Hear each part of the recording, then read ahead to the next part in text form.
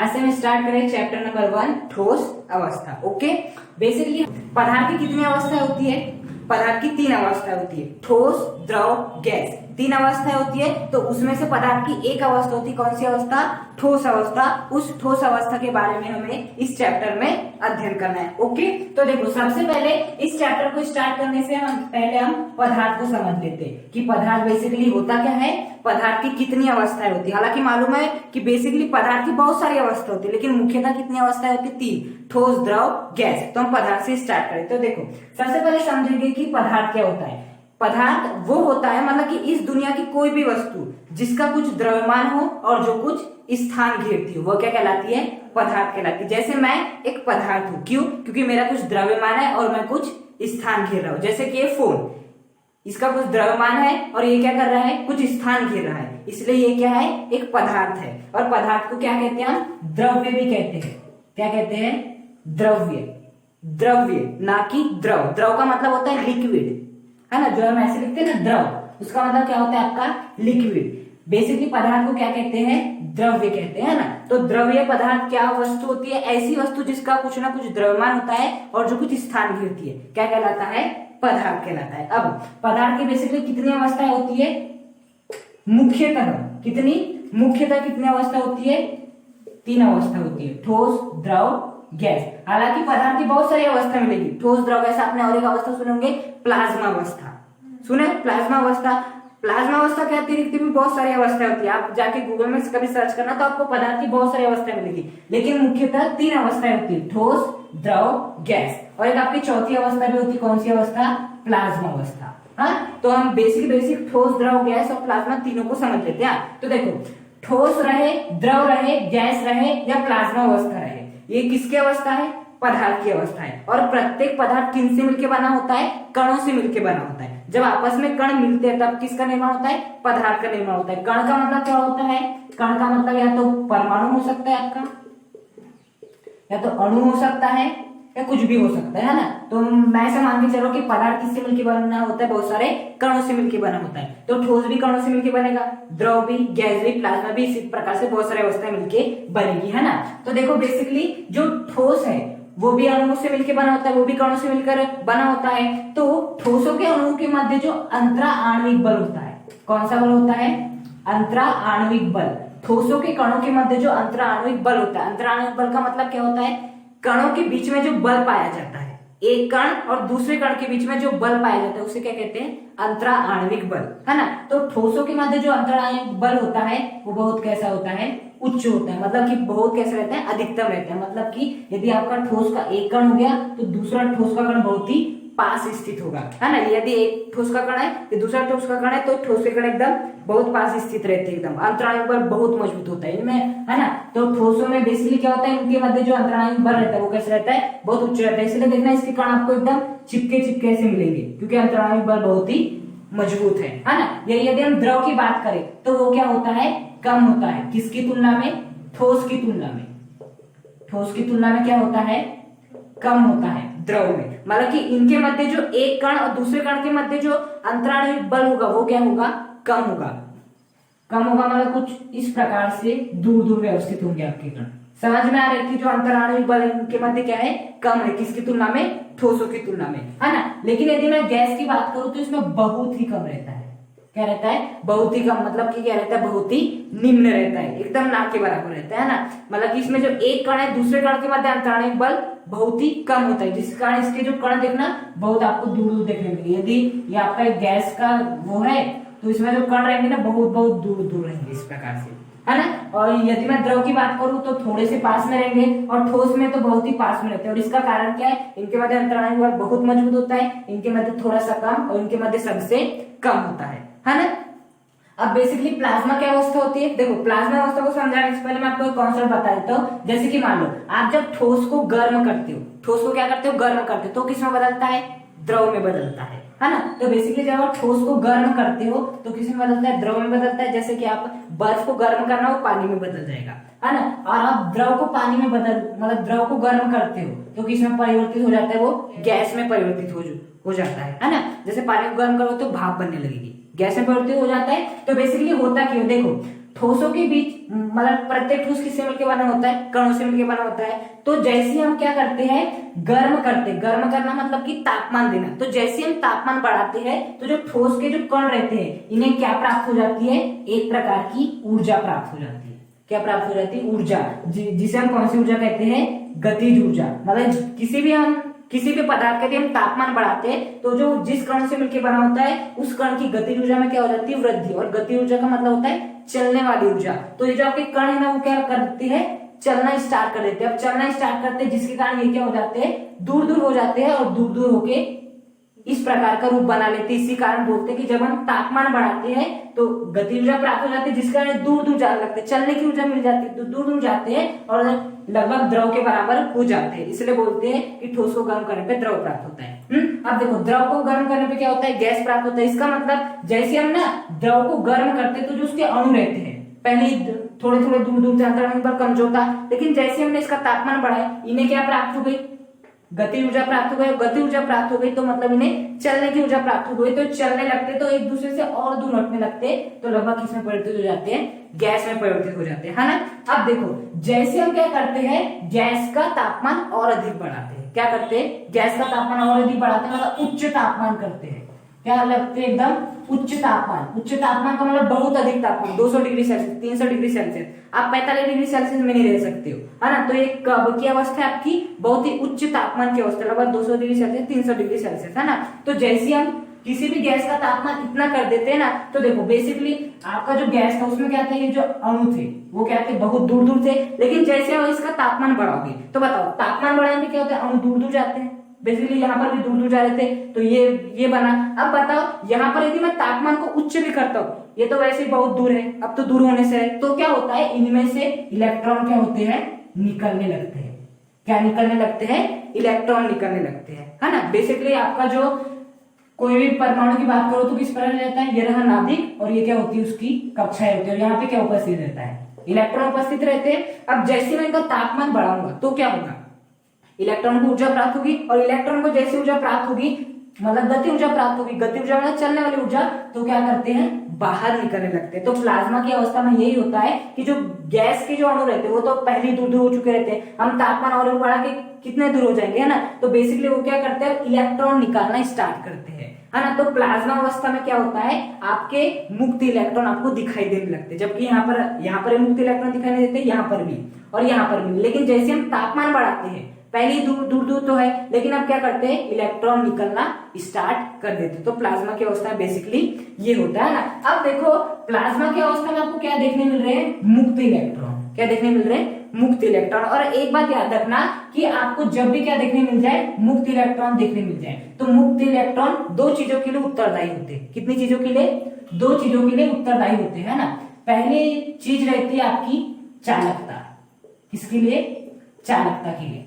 चालकता का मतलब होता है धारा बहने का गुण, है ना। तो आपने देखे होंगे जब भी आपका मुक्त इलेक्ट्रॉन गति करता है तो क्या उत्पन्न होती है, धारा उत्पन्न होती है। मतलब कि यहाँ पर प्लाज्मा वाली अवस्था में आपको क्या देखने मिलेगी, चालकता देखने मिलेगी, धारा का गुण देखने मिलेगा आपको। यहाँ पर धारा बहती हुई मिलेगी, यहाँ पर आपको आवेश चलते हुए मिलेंगे। कौन सी अवस्था में, प्लाज्मा अवस्था में। दूसरा क्या होता है कि जब भी मुक्त इलेक्ट्रॉन आपको दिखाई दे तो एक और चीज उत्पन्न करता है, वो क्या करता है, रंग उत्पन्न करता है। क्या उत्पन्न करता है, रंग उत्पन्न। तो मुक्त इलेक्ट्रॉन दो चीज करता है, पहली बात तो चालकता, धारा बहने का गुण, और दूसरा रंग उत्पन्न करता है। पीले रंग का करेगा, हरे रंग का करेगा, मैं बताता हूँ कैसे करता है ना। बेसिकली देखो क्लास 11 केमिस्ट्री में जब हम चैप्टर नंबर 2 पढ़ रहे थे, रदरफोर्ड का मॉडल, है ना, या बोर का मॉडल, कोई भी मॉडल पढ़े थे, तो उसमें सीखे थे कि जब भी इलेक्ट्रॉन उच्च ऊर्जा वाले स्तर में जाता है, मतलब इलेक्ट्रॉन यहाँ से जब भी अपनी उच्च ऊर्जा वाली वहां पे जाता है, उसके बाद वो बस कितने मिनट रहता है, लगभग 10 की घात माइनस 13 सेकंड ऐसा कुछ था,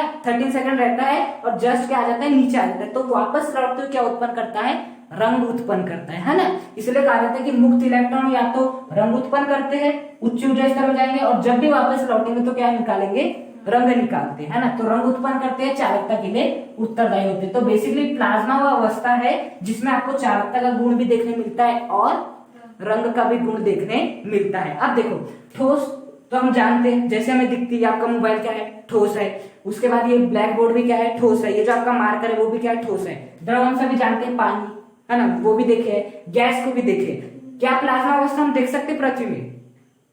हाँ देख सकते हैं, पृथ्वी में जो है आपकी जो प्लाज्मा अवस्था आप देख सकते हो, है ना। लेकिन बेसिकली जो प्लाज्मा अवस्था देखने मिलती है ना अधिकतर, वो कहाँ देखने मिलती है? सूर्य के ऊपर देखने मिलती है। किसके ऊपर? सूर्य के ऊपर। मतलब सूर्य में नहीं ठोस अवस्था होती है और नहीं द्रव अवस्था रहती है और नहीं गैस अवस्था रहती है। उसमें कौन सी अवस्था पाई जाती है? प्लाज्मा की अवस्था। क्यों पाई जाती है? बेसिकली देखो, चलो मान लेते कि एक बार में क्या है कि आपका सूर्य ठोस अवस्था में रहता है, तो बताओ सूर्य का जो तापमान है वो कैसा है? बहुत ही अधिक है। अब यदि सूर्य ठोस अवस्था में रहता तो अभी तक वो राख बन जाता। उसका तापमान कितना है?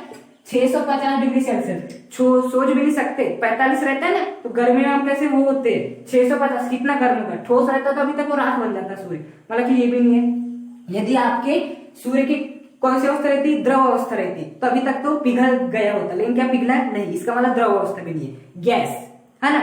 बेसिकली जो आपका सूर्य है उसमें होता क्या है कि आपकी हाइड्रोजन और हाइड्रोजन क्रिया करके क्या बनाती है?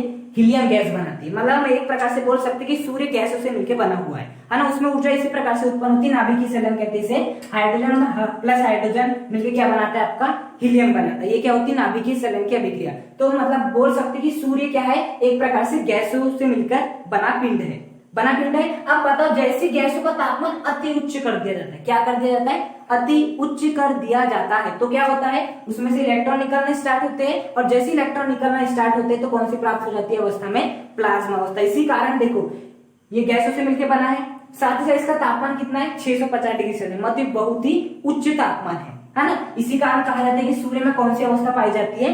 प्लाज्मा अवस्था पाई जाती है। नहीं ठोस अवस्था, नहीं द्रव अवस्था और नहीं गैसीय अवस्था। कौन सी अवस्था? प्लाज्मा अवस्था पाई जाती है। अब बात आती है पृथ्वी में कहाँ देखने मिलती है? तो पृथ्वी में आपको बहुत जगह देखने मिलती है ना। पहला मैं बताता हूँ, जब भी क्या होती है आपकी बारिश होती है, क्या होती है आपकी बारिश होती है, या आप ऐसा समझ सकते हैं जब भी दो बादल आपस में टकराते हैं तब आपको क्या देखने मिलती है? प्लाज्मा अवस्था देखने मिलती है बादलों के बीच में। अब वो कैसे? देखो, जब आपके एक बादल हुआ दूसरा बादल हुआ, है ना, जब वो दो बादल आपस में क्या करते हैं? टकराते हैं, है ना, तो उनके मध्य क्या उत्पन्न होता है? घर्षण उत्पन्न होता है। क्या उत्पन्न होता है? घर्षण उत्पन्न होता है। और घर्षण के कारण क्या होती है? बहुत सारी ऊर्जा उत्पन्न होती है, ऊष्मा उत्पन्न होती है ना। मतलब कि वहां का तापमान क्या हो जाता है? बढ़ जाता है। अब बताओ, ये जो बादलों के बीच जो टकराने की प्रक्रिया है वो कहाँ होती है? वायुमंडल में होती है बेसिकली, शायद ज्यादा समताप मंडल में होती होगी ना। तो बेसिकली समताप मंडल में वाली प्रक्रिया होती है। समताप मंडल क्या है? वायुमंडल की एक परत है, और वायुमंडल में क्या रहती है? बहुत सारी गैसेस रहती है। मतलब कि गैसों के मध्य बादल आपस में टकराते हैं। तो गैसों के मध्य जब बादल आपस में टकराएंगे तो घर्षण होगा, घर्षण से क्या निकलेगी? ऊष्मा निकलेगी। ऊष्मा बहुत अधिक निकलती है ना। तो देखो, गैस तो पहले से है इनके चारों ओर, बहुत ही ऊष्मा निकल गई। तो देखो, गैस थी, इस प्रकार से बहुत सारी ऊष्मा निकल गई, तो उसे ऊष्मा प्राप्त हो जाएगी, जिससे कि अब क्या निकलेंगे? इलेक्ट्रॉन निकलना स्टार्ट होते हैं, है ना। और जैसे इलेक्ट्रॉन निकलना स्टार्ट हो गए तो हम क्या बोल सकते हैं कि वहां पर कौन सी अवस्था उत्पन्न हो जाती है? प्लाज्मा अवस्था उत्पन्न हो जाती है। बादल किसके बीच में? गैसों के बीच में है। अब जैसे बादल आपस में टकराएंगे तो ऊष्मा उत्पन्न होगी। गैस पहले से ही उनके अणु दूर दूर है, लेकिन जैसे टकराए तो क्या उत्पन्न होगी? ऊष्मा। और वो ऊष्मा बहुत ही उच्च तापमान की रहती है, जिसके कारण इलेक्ट्रॉन निकलने लगते हैं। वहां पर कौन सी अवस्था देखने मिलती है? प्लाज्मा। अब देखो, प्लाज्मा अवस्था में क्या होता है? मुक्त इलेक्ट्रॉन रहते हैं, जिसके कारण धारा बहती है। इसी कारण देखोगे जब भी दो बादल आपस में टकराते हैं ना, तो वो जो आपको धारा दिखाई देती है ना, वो आपको बिजली के रूप में दिखाई देती। किसके रूप में दिखाई देती? बिजली के कारण। तो वो जो आपको देखने मिलता है कि जब दो बादल आपस में टकराते हैं तो बिजली उत्पन्न होती है, वो किसके कारण उत्पन्न होती है? प्लाज्मा अवस्था के कारण उत्पन्न होती है। क्योंकि प्लाज्मा अवस्था तब आती है जब मुक्त इलेक्ट्रॉन आते हैं। अब यदि मुक्त इलेक्ट्रॉन आ गए तो धारा बनेगी, और वो वही धारा आपको किसके रूप में दिखाई देती है? बिजली के रूप में दिखाई देती है ना। अब दूसरी यदि मैं बात करूं, ट्यूबलाइट। देखो कभी ट्यूबलाइट, कलरफुल ट्यूबलाइट देखे हो? कलरफुल ट्यूबलाइट मतलब जिसमें कि सफेद, बेसिकली जो ट्यूबलाइट होती है उसमें कौन सी रंग की जलती है? सफेद रंग की जलती है। ऐसी बहुत सारी ट्यूबलाइट आती है जिसमें कि हरे रंग की भी होती है, लाल रंग की भी होती है, ऐसी बहुत सारी होती है ना। तो उसमें बेसिकली क्या होता है आपका? उसमें बेसिकली ना प्लाज्मा अवस्था होती है। अब वो कैसी होती है? देखो, बेसिकली जितनी वैसे कलरफुल ट्यूबलाइट आती है ना, पीले रंग की, जैसे आप स्टार्ट करोगे बटन को तो आपकी पीले रंग की जलती है, कभी लाल रंग की जलेगी। तो इस प्रकार की ट्यूबलाइट में ना एक विशेष प्रकार की गैस भर दी जाती है। वो कौन सी गैस होती है? नियॉन गैस होती है। कौन सी गैस? बहुत सारी गैस भरते हैं, लेकिन बेसिकली कौन सी गैस भरते हैं? आपकी नियॉन गैस भरते हैं। तो बेसिकली क्या होता है? नियॉन गैस भरी अंदर। अब क्या होता है बेसिकली, जब हम ट्यूबलाइट को स्टार्ट करते हैं तो हम बटन से स्टार्ट करते हैं। तो देखो, बेसिकली यदि आपको तापमान को उच्च करना है तो आपके पास दो रास्ते हैं। यदि आप तापमान बढ़ा दो, पहला तरीका। दूसरा है कि उसके मध्य क्या कर दो? खतरनाक विभवांतर उत्पन्न कर दो। क्या कर दो? खतरनाक विभवांतर उत्पन्न कर दो। तो बेसिकली जैसे आप बटन स्टार्ट करते हो तो जो ट्यूबलाइट के दोनों सिरों के मध्य विभवांतर बहुत अधिक उत्पन्न होता है। विभवांतर अधिक उत्पन्न होगा तो आपका तापमान अपने आप बढ़ जाएगा। तापमान बढ़ गया है, अंदर कौन सी गैस भरी हुई है? Neon gas. नियॉन गैस भी एक प्रकार की गैस है जिसमें हम लोग दूर दूर रहते हैं। जैसे आपने विभवांतर बहुत अधिक उच्च कर दिए तो इसमें से क्या निकलना स्टार्ट होते हैं? मुक्त इलेक्ट्रॉन निकलना स्टार्ट होते हैं। और मुक्त इलेक्ट्रॉन जैसे निकलेंगे तो आपको क्या देखने मिलेगा? रंग देखने मिलेगा। इसी कारण देखते हुए जो ट्यूबलाइट है वो क्या करती है? जलने लगती है। सामान्य ट्यूबलाइट ऐसा नहीं करती क्योंकि उनके अंदर कोई गैस नहीं भरी रहती। जिस ट्यूबलाइट के अंदर गैस भरी रहती है, क्योंकि उच्च विभवांतर हम चाहे सामान्य ट्यूबलाइट हो या कलरफुल ट्यूबलाइट हो दोनों में देते उच्च विभवांतर, लेकिन जब हम सामान्य ट्यूबलाइट में देते तो उसके अंदर गैस नहीं रहती जिसके कारण मुक्त इलेक्ट्रॉन उत्पन्न नहीं होते। लेकिन जो कलरफुल वाली ट्यूबलाइट होती है जिसके अंदर नियॉन गैस भरी रहती है उसमें को जैसे हम स्टार्ट करते हैं तो उच्च विभवांतर उत्पन्न होता है। जैसे उच्च विभवांतर आपका उत्पन्न होता है तो क्या होता है? मुक्त इलेक्ट्रॉन निकलते हैं। मुक्त इलेक्ट्रॉन निकलेंगे तो आपको रंग देखने मिलेगा। कई देखना जो आपको डिस्को दिखता है ना, मतलब डिस्को लाइट बोल सकते हो, वो डिस्को लाइट में भी कौन सी अवस्था होती है? प्लाज्मा अवस्था। आपने कुछ इस प्रकार के बल्ब देखे होंगे जो भी क्या उत्पन्न करते रंग, अलग अलग रंगों के आते। देखना छोटे छोटे बल्ब आते हैं, बेसिकली जो आते हैं वो कौन से रंग के आते हैं? सफेद रंग के। लेकिन कुछ बल्ब ऐसे भी आते हैं जो कि पीले रंग के रहते हैं, लाल रंग के, जामुन रंग के। उसका कारण क्या है? उनके अंदर गैस भरी रहती है। ऐसे बल्ब नहीं रहते, उनके अंदर गैस भरी होती है। और वो भी कौन सी? ऑर्गन, नियॉन, जितनी भी उत्कृष्ट गैस है वो गैस भरी रहती है। तो जैसे हम बटन स्टार्ट करते हैं उच्च विभवांतर वैसे मिले रहा है, अंदर गैस भी है, तापमान भी बढ़ जाता है, मुक्त इलेक्ट्रॉन निकलने लगते हैं जिसका आपको क्या दिखाई देने लगते हैं? रंग देखने दिखता है। आजकल ना कलरफुल टीवी भी आती है। देखियो कलरफुल टीवी, ऐसे जो हमारे सामान्यतः टीवी आती है वो कितने की आती? 15,000 20,000 की आती है ना। लेकिन जो कलरफुल टीवी आती है वो कितने की आती? 1.5-2 लाख तक की आती है। तो उसमें भी ना यही कॉन्सेप्ट आता है, उसमें प्लाज्मा अवस्था का। कौन सा रहता है? प्लाज्मा अवस्था। उसमें बेसिकली प्लाज्मा अवस्था पाई जाती है। अब बात आती है, हमने पढ़ ली पदार्थ की 3 अवस्था है, ठोस, द्रव, गैस, प्लाज्मा, पढ़ ली तीनों के बारे में। अब यहाँ से प्रश्न ये उठता है कि हमारा शरीर में कौन सी अवस्था पाई जाती है? ठोस अवस्था पाई जाती है, द्रव अवस्था पाई जाती है, गैस अवस्था पाई जाती है, कौन सी अवस्था पाई जाती है? तो बेसिकली हमारे शरीर में तीनों ही अवस्था पाई जाती है। तीनों ही अवस्थाओं का मिक्सचर है। कैसे? हमारी जो हड्डियां है वो कैसी है? ठोस है, ठोस अवस्था हो गई। हमारा जो खून है वो कैसा है? द्रव अवस्था का है। तो वो क्या, जो हमारे अंदर क्या है, बहुत सारे हम ऑक्सीजन लेते हैं, छोड़ते हैं कार्बन डाइऑक्साइड, मतलब ऑक्सीजन नहीं छोड़ते, कार्बन डाइऑक्साइड छोड़ते हैं। तो बेसिकली वो क्या है? आपकी गैस है। मतलब कि हमारा जो शरीर है वो बहुत सारी अवस्थाओं से मिलके बना है ना। लेकिन आप पहचान सकते हो कि प्लाज्मा अवस्था किसमें, आसानी से पहचान सकते हो। गैसीय अवस्था किसमें, द्रव अवस्था किसमें और ठोस अवस्था किसमें। तो बेसिकली ये क्या हो गया? आपका एक प्रकार का बेसिक हो गया।